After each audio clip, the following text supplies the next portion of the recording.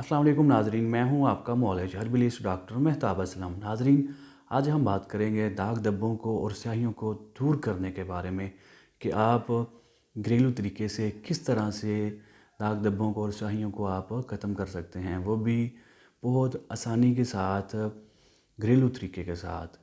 बहुत सी ऐसी क्रीमें, लोशन दस्तयाब हैं बाज़ार में जिसके इस्तेमाल से आर्जी तौर पर फ़ायदा होता है, लेकिन उसके इस्तेमाल को बंद करने के साथ ही चेहरे के ऊपर स्याहियाँ, दाग धब्बे जो हैं वो ज़्यादा होने लगते हैं और उनके जो बाद में मुज़र असरात हैं वो ज़्यादा देखने को मिलते हैं।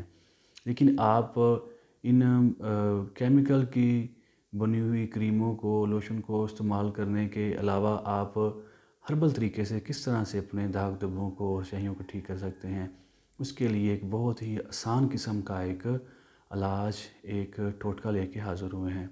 नाज़रीन, करना क्या है कि आपने पुदीने की गठ्ठी लेनी है। एक पुदीने की गठ्ठी लें, उसके आप पत्ते उतार लें और तकरीबन आप 20 ग्राम के करीब आप गुलाब की पत्तियां ले लें और दोनों को अच्छी तरह से पीस कर इसकी आप एक चटनी की तरह इसका एक पेस्ट तैयार करें।